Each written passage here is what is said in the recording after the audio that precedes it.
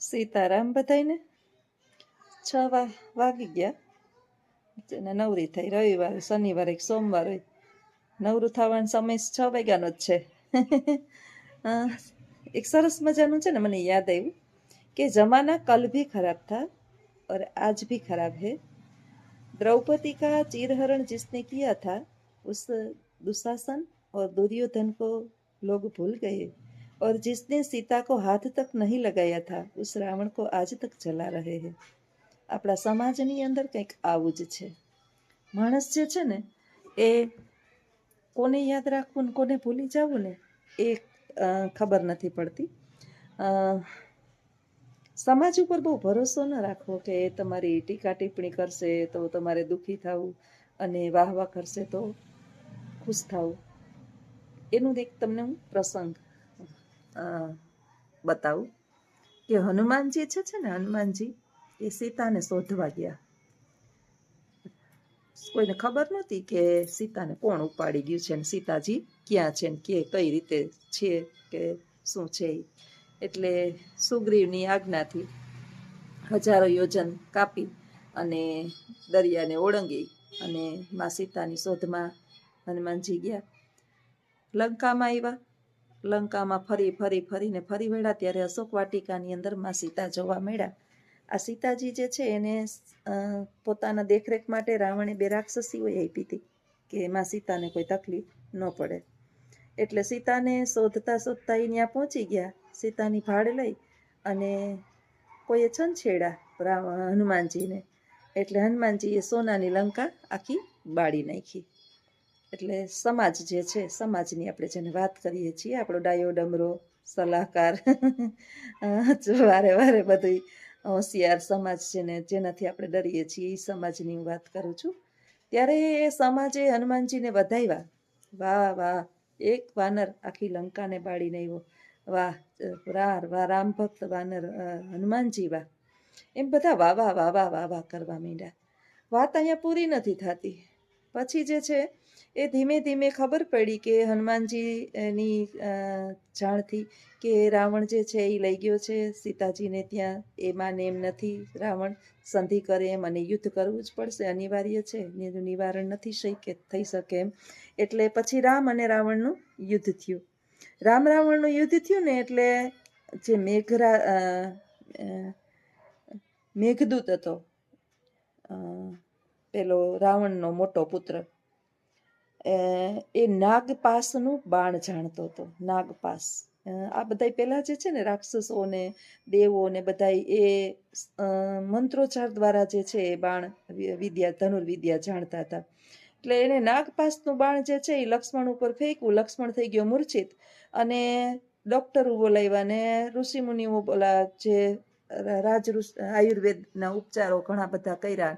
લક્ષ્મણને મૂર્છામાંથી એ પાછો હરખો થાય નહીં. એટલે રાવણ જે છે, રામ ભગવાન ને બધા જે છે કહેવા માંડ્યા કે આખું અવડી મોટી લંકા છે, કારણ કે યુદ્ધ ત્યાં જ થતું હતું ને, એક ડોક્ટર નથી, એક ઔષધિ નથી આવડા મોટાની અંદર. તો કે ઔષધિ તો ઘણી હતી લંકામાં, પણ થોડાક સમય પહેલા એક વાનર આવ્યો હતો ને, એણે લંકા બાળીને એમાં ઔષધિ બધી બળી ગઈ. એ કે આ વાનરની જાત છે ને આવીને આવી રહી, આ કઈ સમજે નહીં. ત્યાં લંકા આખી બારવાની શું જરૂર હતી? સીતાની ખબર લઈને આવતો રહ્યો હોત તો. જુઓ, હવે યાદ કરો કે થોડાક સમય પહેલા વાવા વાવા કરનાર જેવું એને જે ઔષધિ ન મળી એટલે પાછા એની પર ચડી બેઠા. એટલે આપને ચાલુ હસવું આવે કે થોડીક વાર થાય ને તો આપણા વખાણ કરે અને થોડીક વાર થાય ને તો થૂથું કરે. એટલે આ સમાજમાં હવે આપણે શું નિર્ણય લેવાનો એ તો પછી આપણે નક્કી કરવાનું ને. તો કે હવે જે છે કે આને મૂર્છામાંથી બહાર કાઢવાનો કોઈ ઉપાય ખરો? તો કે વિંધ્યાચળ પર્વત ઉપર સંજીવની બુટી છે એ લઈ આવે કોઈ, અને સૂર્યાસ્ત પહેલા લઈ આવે તો એ હનુમાન પેલો લક્ષ્મણ જે છે એ જીવિત થાય. હવે આ કામ એ પાછું કરવાનું તો હનુમાનજીને જ હતું, કારણ કે આટલી સમયની અંદર આટલી શીઘ્રતાથી ઉડી અને જાવું અને સંજીવની લઈ આવવી. પછી હનુમાનજીને પાછું કામ આપ્યું. ચાલો હનુમાનજી કે બનો બલીન બકરો. ત્યાંય હનુમાનજીને સંજીવની ઓલી બુટી જે છે એ ઓળખતા નહોતી આવડતી કે જ્યાં પ્રકાશિત દીવો બળતો પ્રકાશ થતો હોય જેની અંદર એ બુટી સંજીવની હોય. એટલે રાવણે પોતાના જાદુઈ મંત્રોચ્ચારથી આખા પર્વત ઉપર દીવા પેટાવી દીધા. હનુમાનજી કે હવે શું કરવું? તો પેલો હનુમાનજી આખો પર્વત ઉપાડ્યો. ન્યાય બિચારાને હક ન દીધો. ભરત જે છે, રામ અને લક્ષ્મણનો ભાઈ ભરત, કે નક્કી મારા ભાઈ ઉપર કંઈક વિઘ્ન આવવાનું છે, આ વાનર કોણ છે એમ કરીને એના પગની અંદર બિચારો માથે એક હાથમાં પર્વત છે હનુમાનજીના, અને વજન લઈ અને સંજીવની બુટી આખી ઉપાડી અને લઈ આવે છે. તો ભરત જે છે એ ન્યાય એને બાણ મારે છે. એનો પગ જો હનુમાનજીનો ખોડો છે થોડો. તો એનું પરિણામ જે છે, એટલે કાંઈ પણ સારા કામ કરીએ ને એટલે ફળ તો એનું મળે ને મળે. ક્યારેક બાણ ખાવા પડે, ક્યારેક તિરસ્કાર થાય, ઘણું બધું થાય. એટલે સારા થઈને જોઈ લેવાનું અને ખરાબ થઈને જોઈ લેવાનું. તમારી કેપેસિટી પ્રમાણે આપણે શું થવું એ નક્કી કરી લેવાનું. એટલે સમાજ ભાઈ આવો જ છે. એટલે સમાજની પાસે બહુ પડે ન રાખવું કે સમાજ આમ કહેશે ને સમાજ ફલાણું કહેશે ને ઢીકડું કહેશે ને. આ સમાજ જે છે એ બેમણ બાજરો નહીં નાખવા આવે. એટલે આપણે આપણું વિચારવાનું. બાકી તો જેસી જીસકી સોચ. હસવાની વાત છે. જીવનની નૈયા બહુ મુશ્કેલ છે. તમે ગમે એ રીતે જીવો ને, ક્યાંક ને ક્યાંક જે છે એ વિઘ્ન રસ્તાની અંદર આવે. ભગવાનને આવ્યા વિઘ્નો તો આપણે તો સામાન્ય માણસ છીએ. ભગવાનની અંદર આસ્થા અને શ્રદ્ધા પૂર્ણપણે રાખી અને દરેક કાર્યની અંદર ઝંપલાવીએ અને ઈશ્વરને પ્રાર્થના કરવાની કે હે ઈશ્વર, થોડીક સહન શક્તિ આપજે. એટલે ઘૂંટડો આપણે જે છે એ ઉતારી લઈએ અને બહુ જીવવામાં વાંધો ન આવે.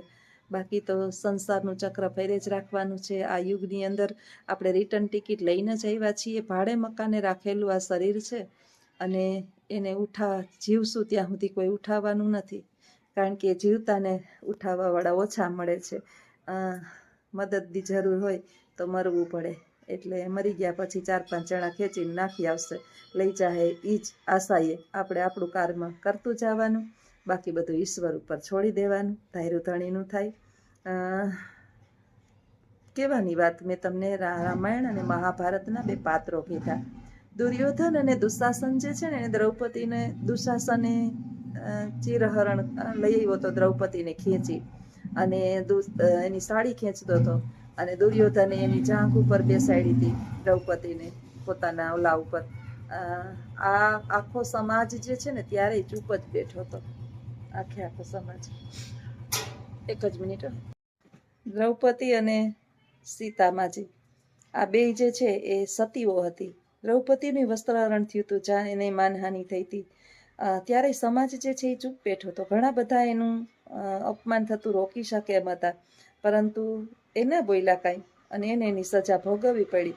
રાવણ સીતાને ઉપાડી ગયો. રાવણને તો સીતામાં તો હતા નહીં, સીતામાની છાયા હતી, અને છતાંય રાવણે એને સ્પર્શ પણ નહોતી કરી. માનપૂર્વક રાખી હતી. એની દેખરેખની અંદર દાસીઓ રાખી હતી, રાક્ષસીઓ. અને છતાંય આજે આપણે રાવણનું દહન કરીએ છીએ. ક્યાં દુર્યોધન અને ક્યાં રાવણ. એ દુર્યોધનને આપણે ભૂલી ગયા અને આજે રાવણને આપણે પાપીને દુષ્ટને રાવણનું સત્ય ઉપર સત્યનો વિજયને અસત્ય અધર્મ ઉપર ધર્મનો વિજયને આવું બધું ઠીક છે જે જોઈએ, પણ કહેવાનો અર્થ એટલો જ છે કે હજારો કર્મો તમે સારા કરો, પણ લોકો જે છે એ ખરાબ કર્મને યાદ રાખે, સારાને નહીં. એટલે આપણે હજી પણ રાવણ દહન કરીએ છીએ, દુર્યોધનને યાદ રાખતા નથી. સમાજમાં આવું જ ચાલશે અને આમ જ ચાલવાનું છે. સમાજ પહેલાંય ખરાબ હતો અને આજે ખરાબ છે. આ ખરાબની અંદરથી આપણે સારું ગોતવાનું છે. આ તો દરિયામાંથી છીપલા મોતીડા ગોતવા જેવું છે. એટલે આપણે આપણી રીતે શાંતિથી સોચપૂર્વક અને બુદ્ધિપૂર્વક જીવીએ તો જીવન એટલું અઘરું નથી અને એટલું સરળય નથી. બસ આપણે કઈ રીતે જીવવું એ આપણા ઉપર છે. તો આવજો બધાય. સીતારામ. સીતારામ બધાયને. સાંજના 5:30 વાગ્યા. આજે કપડાં ખાંડીએ કાઢ્યા હતા અને કામ હતું ઢગલાબંધ. નવરી થઈને 3 માળે કપડાં લેવા આવી. હંકેલી આવી નહીં, હંકેલી લીધા ઉપર ને ઉપર. આમ તો મશીનમાં નાખીએ એટલે કાંઈ વાર તો ન લાગે, પણ નવરી થાવ તો કપડાં લેવા આવું ને. પછી અહીં 2 ખુરશી રાખી છે મેં ઉપર. રાતે આપણે કંઈક દિવસના કે કંટાળો ચડતો હોય ને બેહવું હોય ને બેસી ગઈ અહીંયા ઉપર. હવામાન અત્યારે છે ને નથી ઠંડી કે નથી ગરમી એટલે મજા આવે ઉપર ત્રીજે માળે. ઉપર છે સરસ બધું વાતાવરણ. ગીચવાળો એરિયો છે અમારે, અમે રહીએ ને બહુ ગીચવાળું છે. મકાન એટલે નીચે તો હવાનું નામ જ ન આવે. ગમે એવી ઠંડી પડે ને અમારે ઠંડી ન લાગે, અંદર ઘરની અંદર પુરાઈ જાય ને એટલે ડબ્બા જેવું લાગે. નહીં ને સીધી કામ કરી અને ઉપર ચડી ગઈ. મેં કીધું તડકા જેવું જરાક હવા જેવું આવે તો વાળે કોરા થઈ જાય અને થોડીક વાર હું શાંતિ લઈ લઉં. હા થઈ ગઈ હતી. નીચે કચરા પોતાનું મને ખબર નહીં, ધૂળ ઉડે એટલે હક ના થાય. 2 વખત કચરા પોતા કરું ને આમે બાને આપણો ટાઈમ જાય. આખો દી નવરા બેઠા બેઠા છે ને, મગજ જે છે એ કહે ને કે નવરું દિમાગ શેતાનનું ઘર, એટલે શેતાનનું ઘર થઈ જાય. ને બસ હવે જો જઈશ નીચે જઈને હવે શાકભાજી લઈ આવી છું માર્કેટેથી. કાલે શનિવાર હતો ને તો કેટલું બધું શાકભાજી લઈ આવી છું. બધું તૈયાર કરી રાખવું અઠવાડિયાનું, એટલે આપણે આખો અઠવાડિયું છે એ એક થઈ જાય કે એક દિવસ લીલોતરીને એક દિવસ સાંજે વળી કંઈક લીલોતરીને બપોરે કઠોળ ને એમ. બહેનોની જિંદગી મને લાગે આમ જ જાય ચૂલા ચોકાવમાં જ. અમારા જેવા વળી ઘણા છે 50% બહેનો બહાર નીકળે છે તે સારું છે, નહીંતર 50%ની જિંદગી લગભગ રસોઈ, ઘરનું કામ, બસ છોકરા સંભાળવાના, એનાથી વિશેષ કાંઈ નહીં. તો હાલો હવે નીચે જાઉં, કારણ કે કામ હજી નીચે બધું થઈ ગયું છે, પણ કપડાને ઠેકાણે પાડી દઉં, સોફાને કવરને ચડાવી દઉં, પછી આગળ વિડીયોમાં બન્યા રહેજો. આવજો. સીતારામ.